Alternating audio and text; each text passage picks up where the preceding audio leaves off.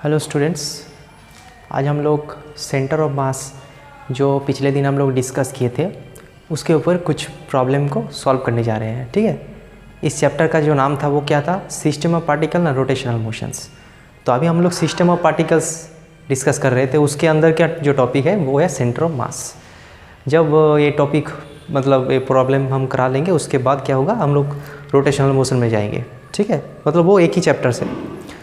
तो आज का टॉपिक है प्रॉब्लम्स ऑन सेंटर ऑफ मास। ठीक है, सेंटर ऑफ मास का रिलेटेड कई सारा फॉर्मूला है, उसको हम लोग टेबुलेट कर दिया राइट साइड में। यहाँ पे प्रॉब्लम को अच्छे से देखते हैं। A system consisting of two object, एक सिस्टम है जिसका दो मेंबर्स है। ठीक है, दोनों का मास क्या है? 2 kg एंड 5 kg। 2 kg है और एक मास क्या है? 5 kg। हम लोग लिख लेते हैं m1 and m2 is equal to 2 and 5। Has velocity 2 kg mass has velocity this. 2 kg जो बॉडी है उसका वेलोसिटी है, कितना है वेलोसिटी है? I plus j hat plus 2k hat. कितना वेलोसिटी? 2 kg में है। ठीक है, velocity of the centre of mass वो दिया हुआ है। सेंटर ऑफ मास का कितना वेलोसिटी है वो दिया है, तो हम लोग लिख सकते हैं कि जो velocity of the centre of मास है वो क्या है?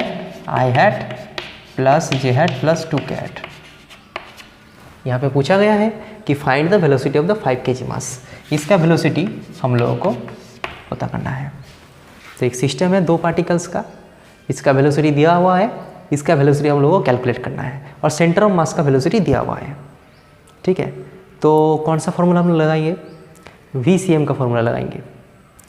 ठीक है, तो VCM का फॉर्मूला लगाते हैं। VCM क्या होता है?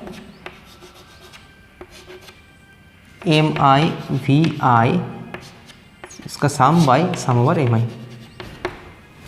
ठीक है, M1 V1 plus M2 V2 M3 ऐसे चलता रहेगा डिवाइड बाई M1। तो यहाँ पे क्योंकि दो पार्टिकल्स है तो समेशन 1 से 2 तक जाएगा, मतलब इसको हम लोग अगर लिखेंगे तो क्या होगा? M1 V1 plus M2 V2 by M1 plus M2। Summation इतना दूर ही जाएगा। तो VCM दिया हुआ है तो इसको वेक्टर साइन में देना होगा। V सेंटर ऑफ मास का जो वैल्यू है वो हम यहाँ पे बैठा दे रहे हैं, I plus J plus 2k। और M1 का मतलब क्या है? 2 kg। सो 2 इंटू V1, V1 कितना है? I plus J plus 2k। और M2 मतलब क्या है? 5 kg। V2 क्या है? निकालना है। M1 प्लस M2 कितना होगा? 5 प्लस 2 7। ठीक है, अब हम लोग क्या करेंगे, इसको क्रॉस मल्टीप्लाई करेंगे तो क्या हो जाएगा? 7i hat plus 7j hat plus 14k hat. सिर्फ कैलकुलेशन है। यहाँ पे क्या हो जाएगा? 2i hat plus 2j hat plus 4k hat plus 5v2। तो यहाँ पे 5v2 आ जाएगा। 5v2 बराबर कितना आ जाएगा? देखो, इस ए इधर जाएगा, ए इधर जाएगा, ए इधर जाएगा, तो सब माइनस हो जाएगा। 7 - 2 तो हो जाएगा 5। 7 - 2 हो जाएगा 5। 14 - 4 हो जाएगा 10। कैलकुलेशन कोई बड़ा बात नहीं है। ठीक है, अच्छा, ओरिजिनल बात ये है। तो अगर हम लोग V2 निकालेंगे तो क्या आ जाएगा यहाँ पे? I hat plus j hat plus 2k hat. ये है सेकेंड पार्टिकल का वेलोसिटी। बहुत ही सिंपल सा प्रॉब्लम है। ठीक है, इसे दिन नोट कर लो और एक प्रॉब्लम हम लोग सॉल्व करेंगे।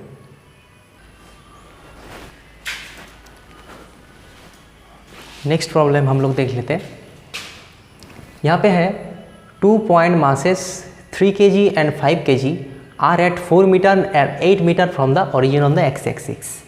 एक्स एक्सिस के ऊपर दो मास रखा हुआ है, दोनों का पोजीशन क्या है?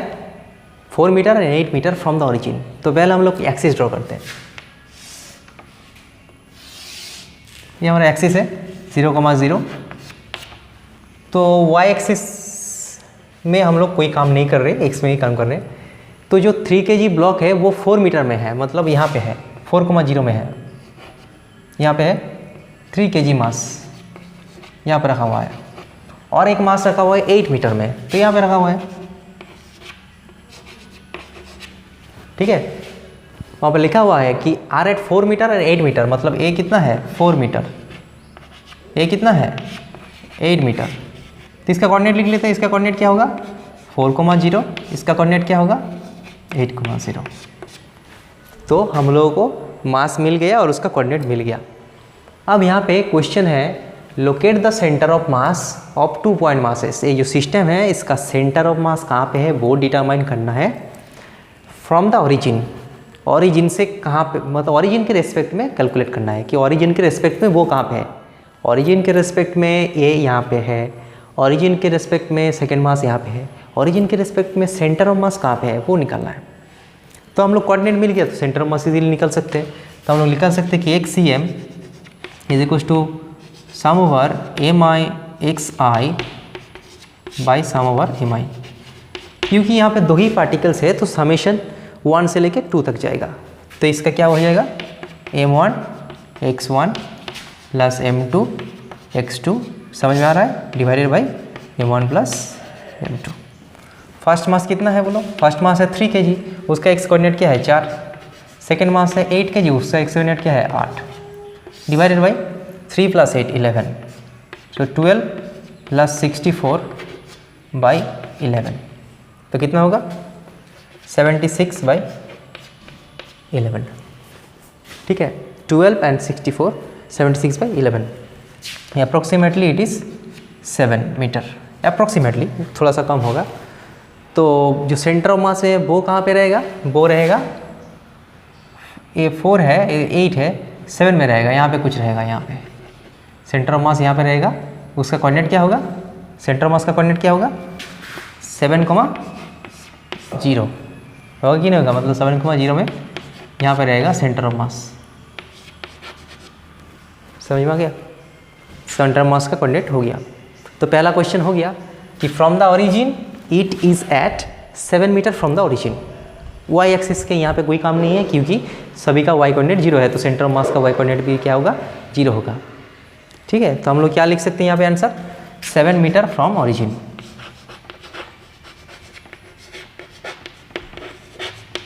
ये हो गया पहला क्वेश्चन। सेकेंड क्वेश्चन जो है फ्रॉम द 3 kg मास। देखो अब क्या करना है, centre of mass he calculate करना है लेकिन 3 kg मास से, मतलब ओरिजिन क्या हो गया, हम लोग ओरिजिन किसे पकड़ने वाले हैं 3 kg के। 3 kg का ओरिजिन मार के हम लोग सेंटर ऑफ मास कैलकुलेट करेंगे। तो करते हैं, 3 kg है, पहले हम लोग ओरिजिन जो है पहले उसको देख लेते हैं। तो यहाँ पे 3 kg और यहाँ पे है कितना था 8 kg। इसका कोऑर्डिनेट कितना था, कोऑर्डिनेट अब देखो ए कितना डिस्टेंस था 4, ए कितना डिस्टेंस था 8। अब हम लोग क्या कर रहे हैं वर्चुअली, क्योंकि हम लोग को 3 kg से रेस्पेक्ट में मेज़र करना है तो हम लोग ओरिजिन को वर्चुअली यहाँ पे शिफ्ट कर लेंगे कि मान लेते हैं कि ए ओरिजिन है, ओरिजिन चेंज हो गया है। तो इसका कोऑर्डिनेट क्या हो जाएगा बोलो, अब ओरिजिन इसका क्या हो जाएगा 0,0 हो जाएगा। इसका क्या होगा बोलो, ए ओरिजिन है तो यहाँ से इतना डिस्टेंस क्या है, पूरा डिस्टेंस 8, ए 4, तो ये कितना हो गया 4, ए क्या हो जाएगा 4। तो इसका कोऑर्डिनेट क्या होगा 4,0 with respect to origin, origin shift हो गया। तो अब यहाँ पे हम लोग एक cm लिखाएंगे तो क्या होगा, एक cm m1 x1 plus m2 x2 by m1 plus m2। m1 कितना 3 kg, कोऑर्डिनेट कितना 0, m2 कितना 4 kg 8 kg, कोऑर्डिनेट कितना 4, टोटल मास कितना 11। So 32 by 11, approximately it is 3 metre. So answer कितना आएगा, आंसर यहाँ पे कुछ आएगा, यहाँ पे कुछ होगा 3 metre from the 3 kg mass, 3 metre from 3 kg।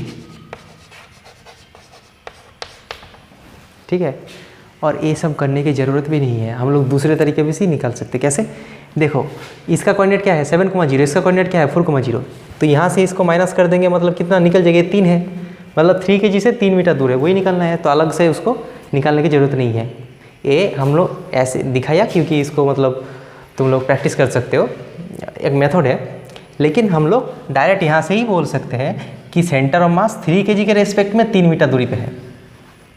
ठीक है, सेंटर ऑफ मास ओरिजिन के रेस्पेक्ट में 7 मीटर दूरी पे है और 3 kg मास ओरिजिन के रेस्पेक्ट में 4 मीटर दूरी पे है। तीन दोनों का बीच में डिस्टेंस क्या है 3, तो हम लोग बोल सकते हैं जो सेंटर ऑफ मास है उसका पोजीशन कहाँ पे है, 3 मीटर फ्रॉम द 3 kg मास।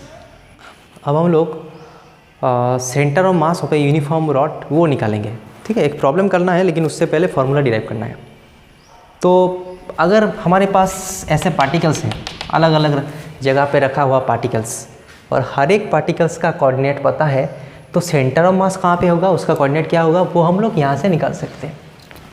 लेकिन हमारे पास अलग अलग पार्टिकल नहीं है, सिस्टम ऑफ पार्टिकल कई तरह का हो सकता है। ये क्या है, डिस्क्रीट सिस्टम ऑफ पार्टिकल्स, मतलब जो चीज़ है अलग अलग रखा हुआ है। और एक रॉड है, मतलब क्या है, इसके अंदर पार्टिकल्स है लेकिन वो सटा हुआ है, मतलब कॉन्टीन्यूअस है, यहाँ पे अलग अलग रखा नहीं है। तो जब कॉन्टीन्यूअस सिस्टम है उसके लिए हम लोग क्या करेंगे, सेंटर ऑफ मास कैसे निकालेंगे, इसको समझना जरूरी है। जो डिस्क्रीट है मतलब अलग अलग चीज़ रखा हुआ है, तो उसका सेंटर ऑफ मास हम लोग यहाँ पे लिख सकते हैं। लेकिन यहाँ पे अलग अलग चीज़ का अलग अलग कोऑर्डिनेट है, लेकिन यहाँ पे हम लोग पार्टिकल एज ए पार्टिकल नहीं बोल सकते क्योंकि ये कॉन्टीन्यूअस है। एक रॉड एक कॉन्टीन्यूअस है, मतलब वहाँ पे जो मास है वो डिस्ट्रीब्यूट है। समझ में आ रहा है। तो रॉड में सेंटर ऑफ मास कहाँ पे होगा, यहाँ पे कि यहाँ पे कहाँ पे होगा, वो देखना है। तो इसके लिए हम लोग क्या करेंगे, देखो ये जो फॉर्मूला है डिस्क्रीट वाला फॉर्मूला,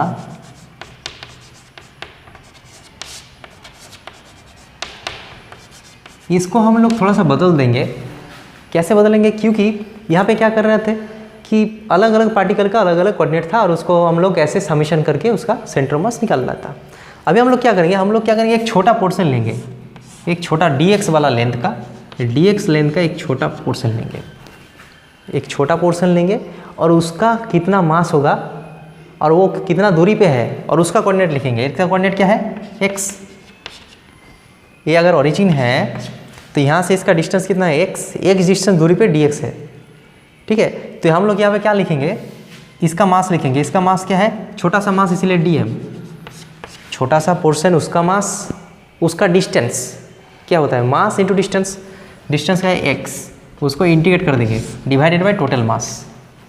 या फिर हम लोग ये भी बोल सकते हैं कि dm का इंटीग्रेशन करना पड़ेगा। समझ में आया। यहाँ पे क्या करते थे, मास डिस्टेंस सम करते थे।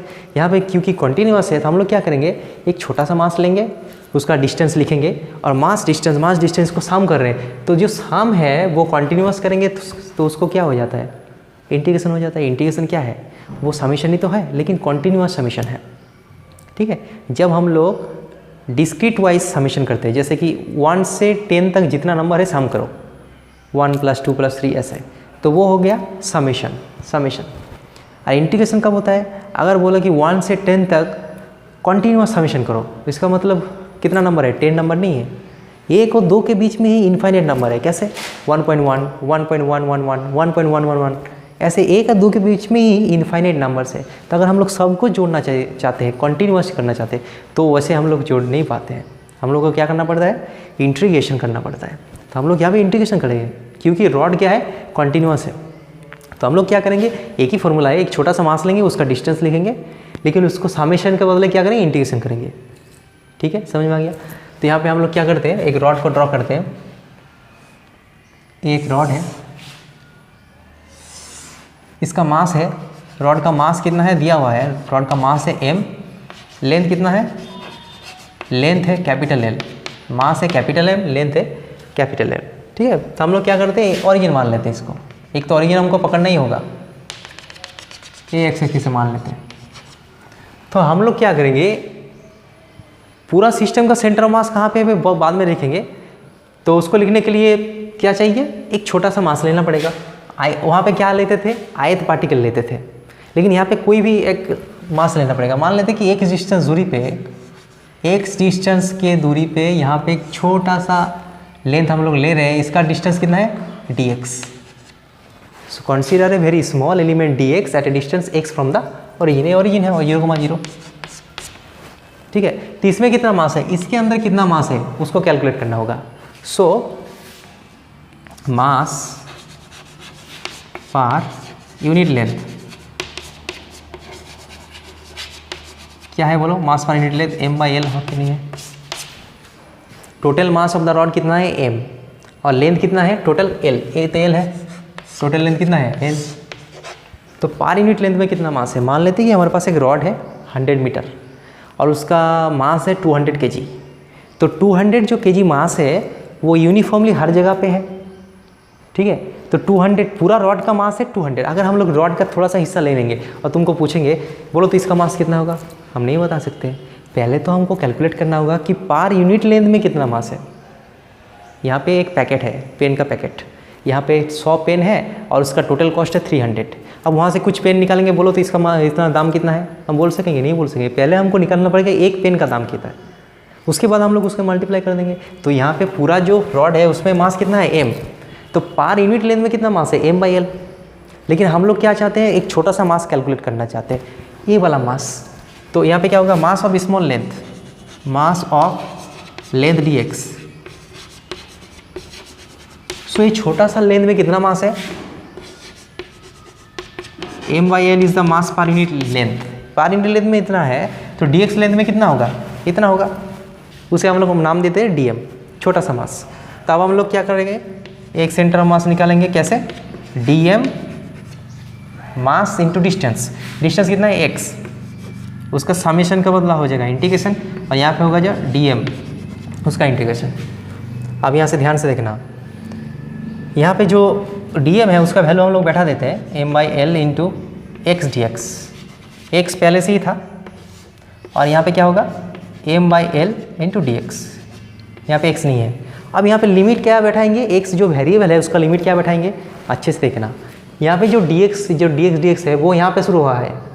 यहाँ पे जो यहाँ का अगर छोटा सा एक लेंथ लेंगे तो उसका पोजीशन क्या है, 0,0 है। उसके नेक्स्ट लेंगे तो उसको और अलग होगा, ऐसे करके करके करके मैक्सिमम कितना होगा, राइट हैंड साइड से में l हो जाएगा। तो यहाँ पे जो रॉड है कई सारा छोटा छोटा छोटा छोटा एलिमेंट से बना है। तो एकदम लेफ्ट साइड का जो एलिमेंट है उसका कोऑर्डिनेट क्या है, 0। राइट साइड का एलिमेंट है उसका कोऑर्डिनेट क्या है, l। तो अगर हम लोग को पूरा कवर करना है, जैसे कि समेशन i से 1 से 100 जाना पड़ेगा, तो यहाँ पे समेशन तो नहीं हो रहा है, इंटीग्रेशन हो रहा है। तो यहाँ पे वेरिएबल क्या है, x। तो x का वैल्यू क्या कि कहाँ से कहाँ तक ले ताकि पूरा रॉड कवर हो जाए। तो हम लोग देख रहे हैं जो यहाँ पे कोई एलिमेंट है उसका कोऑर्डिनेट 0 है, उसका कोऑर्डिनेट 0 है, मतलब यहाँ पे जब एलिमेंट लेंगे तो x का वैल्यू क्या होगा, 0। यहाँ पे एक छोटा सा एलिमेंट लेंगे तो इसका वैल्यू क्या होगा, l। तो क्यों ना हम लोग इसको 0 से l तक इंटीग्रेशन कर दें, तो क्या हो जाएगा, पूरा रॉड का सेंटर ऑफ मास आ जाएगा। समेशन की जगह क्या आ रहा है, इंटीग्रेशंस। m के जगह dm, x के जगह x, m के जगह dm और समेशन की जगह इंटीग्रेशन। यहाँ पे i था, यहाँ पे हो जाएगा लिमिट। अब देखो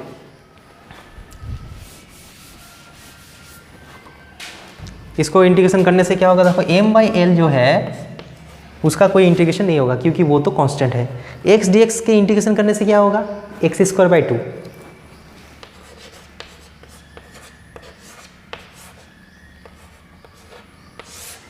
नीचे क्या होगा, m/l।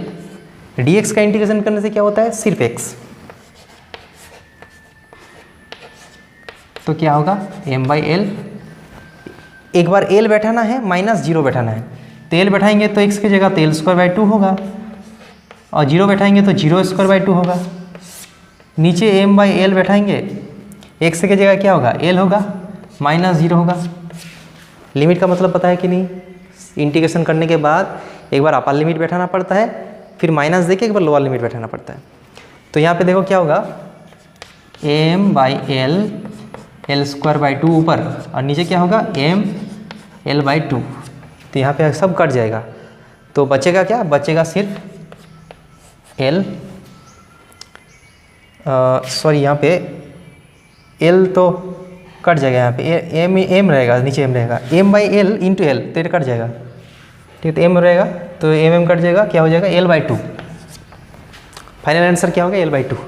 मतलब सेंटर मास कहाँ पे रहेगा, सेंटर मास का कोऑर्डिनेट क्या है, l/2 पे रहेगा। मतलब समझ में आ गया। मतलब अगर हमारे पास एक रॉड है, यूनिफॉर्म रॉड l लेंथ का, तो उसका सेंटर ऑफ मास कहाँ पे रहेगा, बीच में रहेगा, l/2 में रहेगा, यहाँ पे रहेगा l/2 में। समझ में आया, क्या नहीं, यही तो होता है। जो चीज़ होता है, कोई भी चीज़ होता है उसका सेंटर, जैसे कि इसका सेंटर मास कहाँ पे रहेगा, एकदम बीच में रहेगा। यूनिफॉर्म जो चीज़ है उसका सेंटर मास बीच में रहेगा। अब देखो यूनिफॉर्म अगर नहीं होगा, नॉन यूनिफॉर्म है, तो उसके सेंटर मास बीच में नहीं रह सकता है।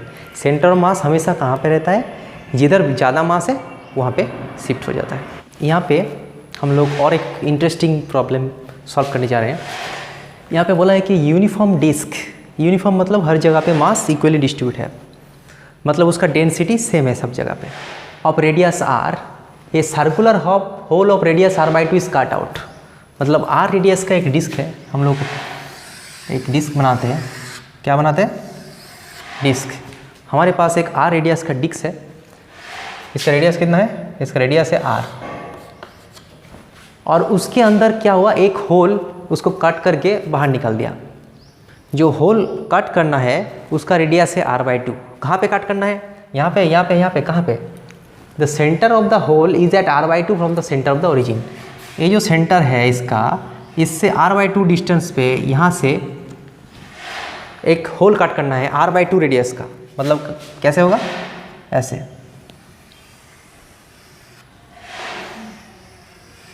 ऐसे एक होल हम लोग काट के बाहर निकाल देंगे। इसको क्या करना है, इसको क्या करना है, बाहर निकाल देना है, समझ में आ रहा है, इसको बाहर निकाल देना है। तो यहाँ पे जो बचा हुआ पोर्शन है उसका सेंटर ऑफ मास कहाँ पे रहेगा, इसको मालूम करना है कि अगर एक डिस्क है तो जाहिर बात है कि डिस्क का सेंटर ऑफ मास कहाँ पे रहता है, यहाँ पे रहेगा, बीच में, सेंटर में। लेकिन अगर वहाँ से एक आर बाई टू रेडियस का एक पोर्शन ऐसे, जो कि आर बाई टू डिस्टेंस पे है सेंटर से, ऐसे काट करके हम बाहर निकाल देंगे, तो बाकी जो बचा हुआ पोर्शन है, वो बचा हुआ पोर्शन का सेंटर मास कहाँ पे होगा। ऑब्वियसली सेंटर में तो नहीं रहेगा, क्योंकि यहाँ पे मास घट गया है, तो वो इधर शिफ्ट हो जाएगा। सेंटर मास कहाँ पे शिफ्ट हो जाता है, जहाँ ज़्यादा मास है, तो वो निकालना है। तो कैसे निकाल सकते हैं, ऐसे प्रॉब्लम हो सकता है कि कुछ पोर्शन हम लोग बाहर निकाल दिए तो सेंटर मास कहाँ पे होगा। तो हम लोग ये कॉन्सेप्ट लगाएंगे, हम लोग जब इसको हम लोग नहीं काटा था, मतलब इसको कट नहीं किया था, तो ये क्या था, एक सिंगल बॉडी था, पूरा पोर्शन मिला के एक सिंगल बॉडी था, और उसका सेंटर मास कहाँ पे था, यहाँ पे था, 0,0 था। इसको ओरिजिन मान लेते हैं।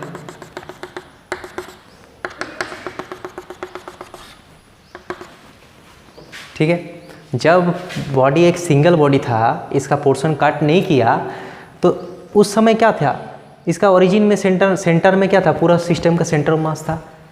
ठीक है, और हम लोग मान सकते हैं कि एक बॉडी है और एक बॉडी है, दोनों मिला के एक बड़ा बॉडी बना है, जिसका सेंटर मास यहाँ पे है, और जो छोटा बॉडी है जिसको हम अभी कुछ देर बाद काट करके बाहर निकाल देंगे, उसका कोऑर्डिनेट क्या है, आर बाई टू, 0 है, मतलब उसका सेंटर मास का कोऑर्डिनेट। ठीक है, जो बॉडी को काट देंगे उसका सेंटर मास कहाँ पे रहेगा, उसका बीच में रहेगा, वो तो डिस्क है, यहाँ पे रहेगा, तो उसका ऐसे है। तो इसको अगर निकाल देंगे तो बाकी पोर्शन का सेंटर मास कहाँ पे है, तो मान लेते कि बाकी पोर्शन का सेंटर मास यहाँ पे कुछ एक होगा, तो इसको मान लेते, क्या मान लेते, x,0 मान लेते, क्योंकि y कोऑर्डिनेट में इसका कोई लेना देना नहीं है। तो a पोर्शन और a पोर्शन मिला के a पोर्शन बना है, इसको जब कट कर देंगे तो वो सेंटर मास कहाँ पे आ जाएगा, यहाँ पे आ जाएगा। ठीक है, देखो यहाँ पे एक बात समझना जरूरी है कि मान लेते कि मेरे पास एक ऐसा बॉडी है, ठीक है, तो सिस्टम का सेंटर मास निकालना है, तो हम लोग क्या करेंगे, इसका सेंटर मास यहाँ पे होता है और इसका सेंटर मास यहाँ पे होता है, तो हम लोग मान लेंगे कि एक पार्टिकल है, एक पार्टिकल है, फिर जाके इस दोनों को मिला के हम लोग सेंटर मास निकालते हैं। तो इसका सेंटर मास r बाई 2,0 है और इसका सेंटर मास कहाँ पे है, x,0 है, मान लेते हैं, और दोनों मिला के जब काट नहीं किया था तो उसका सेंटर मास 0,0 था। तो हम लोग लगा सकते हैं, क्योंकि हमको पता है कि x का वैल्यू क्या होता है, m1 x1 plus m2 x2, 2 particle है, बाई m1 प्लस m2, ऐसे होते हैं, समझ में आया। अब जो फर्स्ट बॉडी है, मतलब ए बॉडी फर्स्ट, या फिर इसको फर्स्ट बॉडी मानते हैं, ये फर्स्ट बॉडी का मास क्या है, ए फर्स्ट बॉडी और ए सेकेंड बॉडी, और दोनों मिला के एक बड़ा बॉडी बना है। ठीक है, तो यहाँ पे जो फर्स्ट बॉडी है उसका मास क्या है, उसको निकालते हैं। क्योंकि डिस्क यूनिफॉर्म है तो इसका डेंसिटी क्या होना चाहिए, यूनिफॉर्म होना चाहिए, मास पर यूनिट लेंथ। तो हम लोग मान लेते कि मास पर यूनिट एरिया, यहाँ पे लेंथ नहीं होगा, एरिया है, एरिया के ऊपर मास डिस्ट्रीब्यूट है, तो वो क्या है, सिग्मा है। तो सिग्मा इज द क्या है, डेंसिटी। तो मास पर यूनिट एरिया इतना है, तो इतना एरिया में कितना मास होगा, इसका मास निकल रहे हैं, तो इसका एरिया क्या है, पाई r बाई 2 इसका होल स्क्वायर, मतलब सिग्मा पाई r²/4। और m2 क्या होगा, m2 मतलब इसको छोड़ के बाकी मास, इसको छोड़ के बाकी एरिया कितना है, टोटल एरिया कितना, पाई आर स्क्वायर। इसको छोड़ देते हैं, बाद घटा देते हैं, तो पाई आर स्क्वायर बाई 4। इसका एरिया क्या है, pi r square by 4, total area pi r square. तो दोनों घटा देंगे तो बाकी जो बचेगा वो रहेगा इसका एरिया, बाकी पोर्शन का एरिया, सेकेंड पोर्शन का, और उसको मल्टीप्लाई कर देंगे डेंसिटी से, तो ये क्या हो जाएगा, सेकेंड मास हो जाएगा। मास पर यूनिट लेंथ इतना, तो इतना एरिया में कितना मास होगा, m2 निकल गया। ठीक है, बाकी कोऑर्डिनेट पता है, तो हम लोग यहाँ पे क्या लिख सकते हैं, यहाँ पे लगा सकते हैं फॉर्मूला। XCM क्या है बोलो, XCM मतलब 0 है कि नहीं है। सेंटर मास का कोऑर्डिनेट क्या है, मैंने सब मिला के सिस्टम का सेंटर मास 0 है, ओरिजिन में था जब नहीं काट किया था। फर्स्ट मास कितना है, फर्स्ट मास m1, तो sigma pi r square by 4 into उसका कोऑर्डिनेट कितना था फर्स्ट मास का r/2 प्लस सेकेंड मास कितना है, इसको कैलकुलेट करते हैं तो इतना आएगा, तो sigma 3 pi r square by 4, ये हो गया सेकेंड मास। उसका कोऑर्डिनेट क्या है, x कोऑर्डिनेट पता नहीं, तो कुछ पकड़ लेते x, वही तो निकालना है, divided by m1 plus m2।